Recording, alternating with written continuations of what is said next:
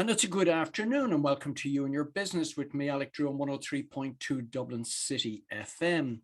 Each week, I invite an expert from the world of business to share their knowledge, insights and tips to help you with your business challenges. If there's a topic you would like covered, or if you feel you can make a contribution, please email me at yourbusiness@dublincityfm.ie and perhaps we'll be having a chat here one day soon. My guest today is a leadership growth expert. He's also a learning and development specialist. And on top of that, a diversity, inclusion and equality advocate. I'm delighted to welcome Seyi Agbede to the You and Your Business studio. How are you, Seyi? Very well, thank you. And I'm excited to be here as well. I'm excited to have you, and so will our listeners be. We tell you, my goodness. So let me take you back to your last year in school. And as you told me earlier, this was in Nigeria. Tell me the challenges that presented you, because I mean, it's a totally different cultural thing to what we might experience here, but also it presented you with some unique challenges as well.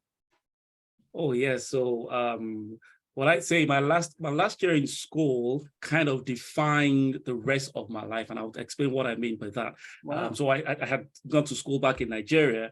And back then, I had elder siblings that when it was time for them to go to college, the university, they had relocated out of the country and schooled outside Nigeria and stuff like that. So I'd anticipated the same thing was going to happen to me when it was my turn. And when it was my time to go to school, my parents had said to me, you know what, we can't afford to send you out of Nigeria right now, go to school in this place. And it was a pretty good school, but I just felt, no, that wasn't for me. That wasn't my plan and all of that. And so at that age, I was young, and I was desperate to get attention. So I did everything I could possibly do wrong just to get my parents' attention, to be able to, give me what it is that I wanted. And that went on for a couple of years. So I didn't get the school I wanted to go to. I didn't get the course I wanted to do. I wanted to study computer engineering or computer science. I was really crazy about computers and all of that. But I didn't get that course. I was asked, so the only option I was asked to do was to take math and statistics, which was okay as well. So here I was. I didn't get my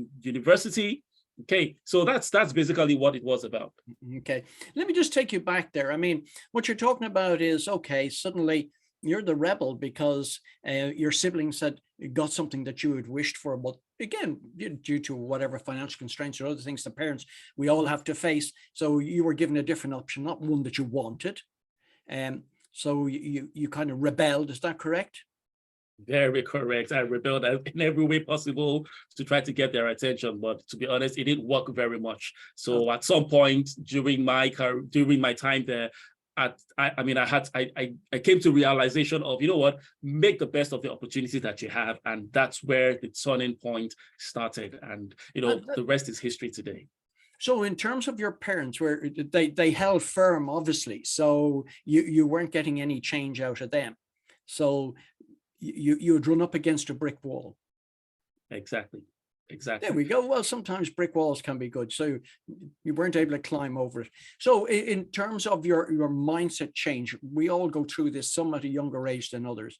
And tell me that sort of Damascus moment that you had when you suddenly realized, hang on a second here, I've given two roads ahead of me. One is a road full of trouble, and the other is to accept what I've got. Well, so that's the thing. Like you said, sometimes a brick wall, even though we do not understand that, may be a stepping stone, a turnaround for us. And that was the point that I hit. And I realized, you know what? I mean, I'm complaining about certain situations that I didn't really appreciate. But there are some other people that are taking or looking for these opportunities and making the best of it. So I decided to, you know what? I'm going to make the best of the opportunities that I have, even though, like I said, I had done a lot of things that were very, very right, but I decided to make the best of the situation. And that's when I began to retrace my steps. And that's what helped me to, develop the mental capacity that it is that I've run with from then till now, and to be able to develop myself in whatever capacity it is that I've done so far. All right. So, okay. So that was a big challenge to face, and you took it on. You've now taken a complete shift in mindset, but there was another challenge going to be thrown at you as well, because you had ideas in mind to do something around computer science, and suddenly found yourself doing maths. How did that come about? Well, initially it was very challenging. When I started the course, I didn't think I was going to continue in math because, like I said, I was hoping that very soon I'll gain the attention of my parents, and then I'll be sent to the school that I wanted to do the course that I wanted to do eventually. So I didn't think I was going to end up in it, but when I realized, you know what, you're stuck with this, make the best of it. And to be honest, I mean, I'm very good at math anyway, so it wasn't like it was a big burden for me to overcome. So I decided to make the best out of the opportunity, and that's it. And this is what happens then. So I suppose we move on to the next stage of your progression. Okay, so you've overcome the hurdle of not being able to go abroad and go to college, which you wanted to do. You've now overcome the whole situation of not being able to do the computer science you want to do. So you've done mathematics and statistics. But then you have some service to do in Nigeria, which is part of the education program.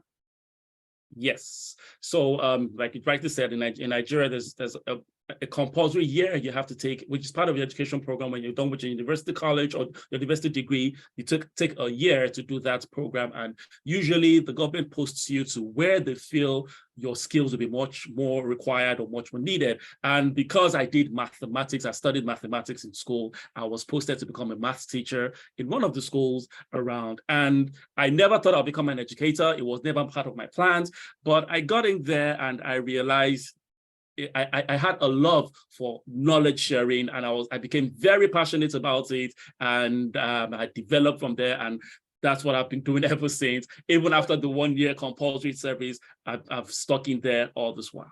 So you found a vocation, which is great. And so were you taken out into more the rural part of the country, or were you still in the main city teaching in schools? Well, I was in the main city teaching in schools. So that was one thing. I was in the main city, but like I said, it was something I never wanted to do.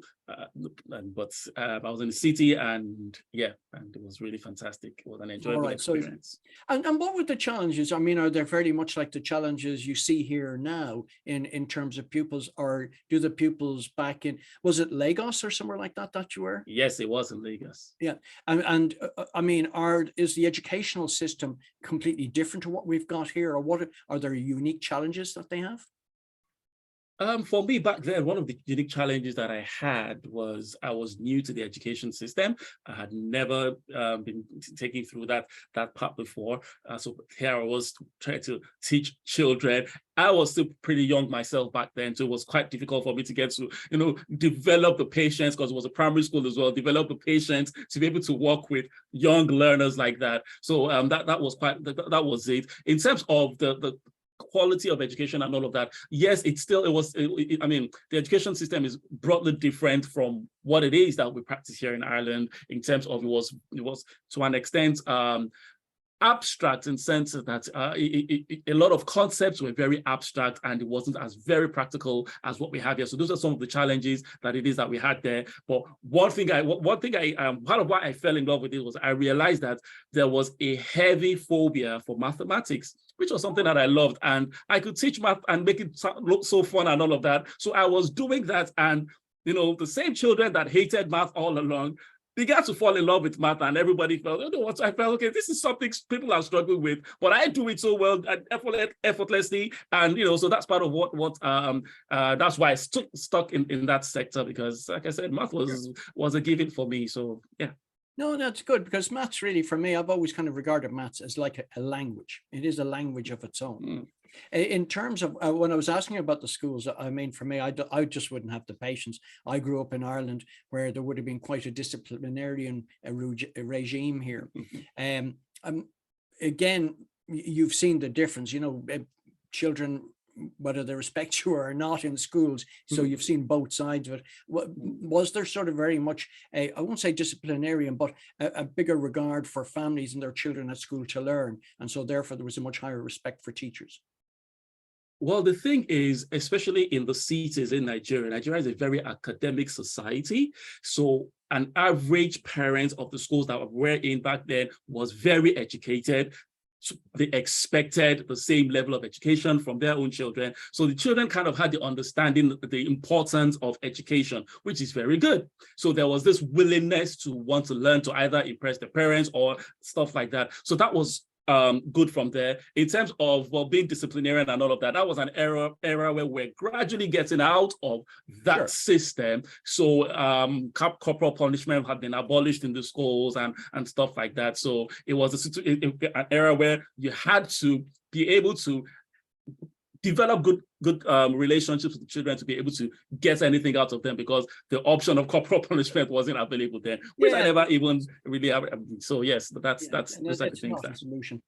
And if you're just joining us now, you're listening to You and Your Business with me, Alec Drew, on 103.2 Dublin City FM, where my guest today is Seyi Agbede. And we were just talking about the educational systems based back in Nigeria, in Lagos, where Seyi initially was teaching. And you got around to see a number of different schools. And were they all fairly similar, or were there different challenges with the schools back then? Well, fairly similar schools back then, even though I moved from one school to another before I eventually left Nigeria, but fairly similar schools, all the same. All right, you found a love of education, you found a love of passing on your knowledge to other people. So that must have been a seminal moment in your life that you were going to now take with you. So what was going to happen next in your career? Well, so like I said, fresh out of school, I went to teach in the school. I fell in love with it, and I decided to put all my heart into it, which is something I do. And I believe anything that is worth doing at all is worth doing well. So I found myself there, and I put all my heart into it. So I joined the school as a fresh graduate out of school. In 5 years, I had grown to become the head teacher of that particular school that I started with, which was rapid growth, rapid acceleration. Student population in that school was about 150. At some point, I became very bored. I felt I had reached the pinnacle, and I was looking for more challenges. And not far from then, I got an opportunity to get into a much bigger school. It was a fully British school. Student population in that school was over 1,000. And I was really excited about going there. I was excited about growth to the point that the only opportunity I had to get into this school was to become an assistant class teacher. Here I was, I had become a principal, the head teacher in the previous school, and I had another opportunity to go to another school and become an assistant class teacher. But hey, I took it because, like I said, I wanted the opportunity to develop myself. So I got into that school. That was sometime in 2013 as well, as an assistant class teacher. And interestingly, 5 years from when I got into the school in 2013, by 2018, I had become the head teacher of the primary section of the school, which I was overseeing teaching and learning of over 600 learners and all of that. So, I mean, I was passionate about what it is that I was doing, and I was experiencing accelerated growth in different areas, and that's been it. And there's a very valuable lesson for our listeners out there. I mean, what you had to do was take a step back or two down the ladder again to move across to another opportunity. And so many people would let their, I suppose, their pride get in the way of that, whereas what you spotted was an opportunity to advance yourself, but it meant stepping down.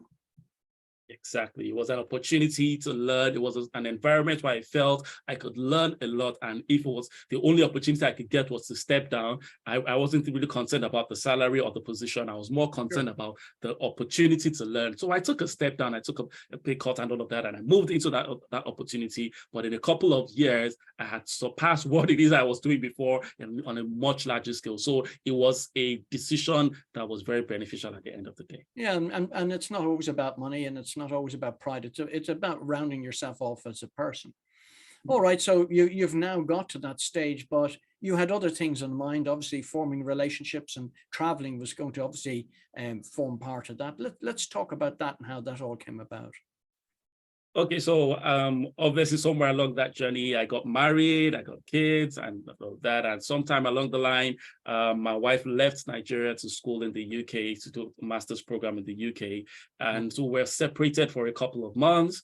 I wasn't very comfortable with that, a young family growing up. So I decided to relocate from Nigeria to join my wife as well, so that we could all be together with the kids. And well, I was in the UK for a couple of months as well, when my wife got an opportunity to work in Ireland. She wanted to relocate to Ireland. And I said the reason why I left Nigeria to the UK was so that we could be together. So if you're going to Ireland, then I'm going to Ireland as well. So that's how I found myself in Ireland, where I am today. All right.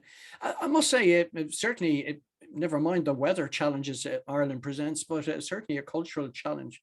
But you decided to pick a really great time, COVID. There's a good piece of timing for you. So tell us a bit about that, arriving in Ireland under lockdown. Well, like you rightly said, it was a very interesting time to relocate to Ireland. It was towards the tail end of the pandemic in late 2021, thereabout.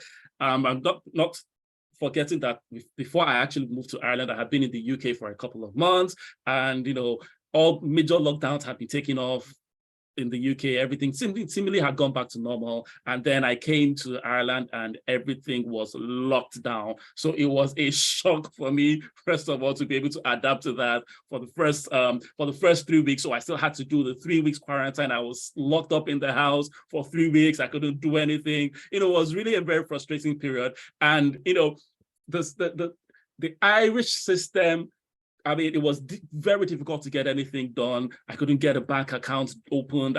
So I remember, I was trying to get an appointment in the bank, and I was given an appointment 3 months after I applied to go into the bank physically. So it was very frustrating to get anything done. It was a very interesting time, but well, we survived. We passed all those challenges. There we go. You see, your parents taught you a lesson about patience and having to do other things to get to where you want to go. Mm. All right. Okay. So, I mean, COVID has presented a challenge for us all. I mean, as somebody who's in the education system, what have your observations been around COVID? Well, the thing is, the COVID pandemic had been well, it has two sides to it. Okay, it brought a lot of challenges. We had a lot of deaths, a lot of loved ones, and all of that. But then there's a silver lining in every situation. Like I was saying earlier, I try not to regret anything that happens, any situation. I take the learning points from there. So yes, there were disappointing parts of the COVID pandemic, but then there are silver linings out of that, because what happened was it caused a rapid turnaround, a rapid development that humanity we probably had never experienced in the next 10 years. But as a result of the very short time we spent in the pandemic, we saw extraordinary turnaround in many sectors, such that even years after the pandemic is over, a lot of things have not gone back to the way they used to be before the pandemic. So that's my view. Yes, there was a bad side to it, but I think there are a lot of positives that came out of that situation as well. And if you're just joining me now, you're joining you and your business with me, Alec Drew, on 103.2 Dublin City FM, where my guest today is Seyi Agbede. And we were just talking about sort of the changes, but you're an advocate for diversity, inclusion, and equality. So how did the pandemic influence that in any way, or has it? And what are your thoughts around that? Okay, so as a diversity, inclusion, and equality advocate, one of the things I always think is this, or the questions I always ask is this: who is not at the table? Yeah. Why are they not at the table? What can we do to get them to the table? Now, that's my whole idea. Now, one of the things that the pandemic did, like I said, there were many positives. What the pandemic did was it forced everybody to go online, which made it a level playing field for everybody. It created access to different people in different parts of the world. So I don't need to be resident in the United States, for example, to be an employee of a company in the United States. Previously, we may not have seen so much of that, but right now we're seeing a lot of cross-carpeting all around the world, people working remotely and stuff like that. So that's part of the benefits that we got from that. It opened up the landscape, and then it helped us to understand that there's actually a lot more that we can achieve than the physical interactions and all of that. A lot of things moved online. A lot of rapid development we saw in the technological sector. I mean, we could go the percentage of profits that companies like Zoom and all of that made in that period was astronomical. The social media giants and stuff like that. So those are the things that we see now. Coming back to DIE, how does that affect us? The thing is, now that we're seeing a lot of movement from one part to the other, we need to ensure that we have some form of diversity in our situation. The world, like I said, is now become a global playing field. So we need to experience that level of diversity in every sector as much as possible. That's what I'm passionate about, and that's what I hope to achieve. Right. I suppose from our listeners' point of view, again, many of them would be business owners. I suppose they're concerned about diversity being forced upon them. And I think you know what I mean, in the sense that everybody has a place and a role to play. What would you say to people who are kind of afraid of diversity being forced upon them? Well, for people that have the mindset that feel that diversity is being forced upon them, look at it from the perspective. Look at the society. Take Ireland, for example, the last census that was just done. We have, I think, about 10 to 11% diverse nationalities in Ireland. So if you have that in the, well, in statistics, we call that the population. If you have that in the population in Ireland, what that means, I should see that reflection of a minimum of 10% in every cluster that it is that we go to. So if I have a population of about 5 million people and 10% of them are from diverse nationalities, if I go to any office, if I go to any sector, if I go to any school, I should see at least 10% because those people came out of the larger population. So it is not about it being forced on you. It's about the realities of what it is that we are facing. We are living in a very diverse environment. So that should reflect in everything that it is that we're doing. Otherwise, there's something wrong. That means that because every race, every nationality, everybody has strengths and challenges. Okay, so we have to give everybody that opportunity to be able to express the best aspects of them. So it's not being forced upon them. And the thing is, there are several benefits of diversity. The fact that because your customers are going to be diverse as well. Sure. So you're trying to reach out to diverse customers. Definitely, you need a diverse team. The diversity brings different kinds of ideas. Diversity also includes age diversity as well. Yes. Some business owners may focus on experience, but the millennials, the Gen Zs, they have certain things they're going to bring to the table that you may not understand. So that's the kind of diversity. The fact that the more diverse your clientele is, the better opportunities that you have. And for you to be able to get a diverse clientele, you should have a diverse team. So think of it from the perspective of, for me to be able to reach a diverse clientele, I need a diverse team on my side. And from that perspective, I'm not sure you think about it being forced on you, rather it to be a benefit to you in that. Yeah, and I think that's a good answer. As they say, you won't make a great cake with just one ingredient. Fantastic, that's it. Otherwise, we'll get tired of the cake all the time. I'm glad to see you have some passion in there about it. I mean, I suppose in about the 4 or 5 minutes we've left, I'd like to talk about this other project you've been working on in the background as well. Let's talk about these conferences that you've been promoting. Would you like to tell our listeners about that? Because there is one coming up, which is quite important, and I'm sure a lot of them would like to attend. Okay, yes. So part of what I'm passionate about is how do I empower people to be able to take up their place, like I said, at the table. And one thing I decided to start working on was how do I make the world a better place? It's by empowering people. And one of the ways I decided to do that was hosting conferences where I get thought leaders, I get business experts, I get all those people together to come together because knowledge is power. So if you want to empower a nation, empower a people, what you need to do is introduce knowledge. So I thought, how do I introduce this knowledge to people? And that's why I started the conferences. I started the conferences in 2016, and I've been hosting it since then. Because of the pandemic, the conferences switched to virtual conferences. When I relocated to Ireland, we had the very first physical edition after that late last year. And it was a massive one. A lot of people attended. It was very great. It's called the Impact Leadership Conference. And the theme is Accelerate. And the whole idea is to help delegates or the participants to accelerate growth in their careers, in their businesses, and in their personal lives. And those three things are very key to me because sometimes a lot of people focus on careers and businesses, but they don't focus on the personal life. But for me, that's the effective success.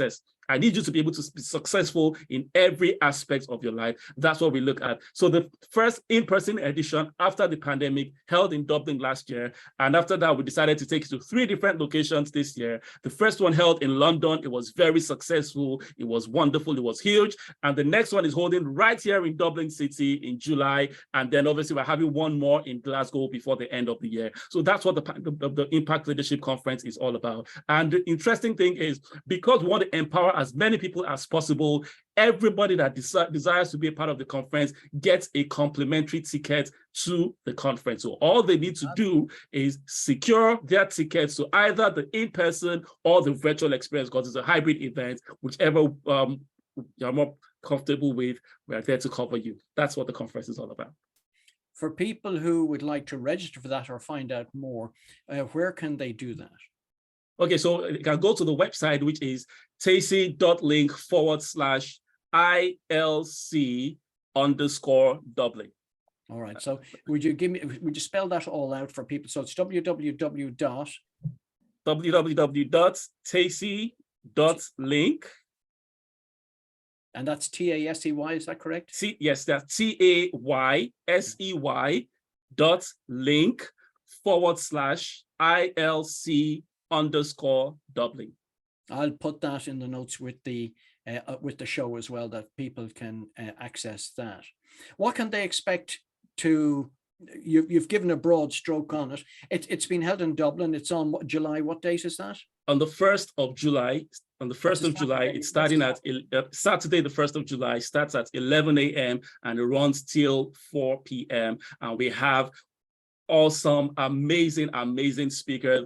Mr. Alec himself is going to be one of the speakers at the conference. And we have amazing speakers that are going to be looking at different perspectives. So like I said, we're looking at careers, how to accelerate growth in careers, how to accelerate growth in business, how to accelerate growth in your personal lives. These are the areas, and we have different experts that will be looking at these topics from different perspectives. From the previous editions of the conferences that we've had massive testimonies that are still coming out from that. So I know this one is even going to be a much better edition. And you might give me the links for that as well, so people can see a bit more about the testimonials and that. And the great news is that it's a hybrid conference. Yes, it's a hybrid conference, so anybody can join from any part of the world. Oh, well, it sounds, I'm looking forward to it. I mean, in the London conference, I remember at some point we had representation from at least 5 different continents that were part of the London conference at that time. So it was a global event, so to say. A global event that you can attend for free. My goodness, you can't say more than that. Let's just finish off, Agbede, where people can find out more about you, social media, for example. Well, the best place to locate me is on LinkedIn. So LinkedIn, SEYI Agbede, SEYI Agbede, AGBEDE. That's the best place to locate me on social media. Well, all I can say is thank you very much. That's been a fantastic interview. Thanks also to Sam on Sound. The podcast of today's show will be available on dublincityfm.ie from tomorrow. Thank you for your company, and please remember to join me, Alec Drew, again next week at the same time, right here on 103.2 Dublin City FM for another edition of You and Your Business.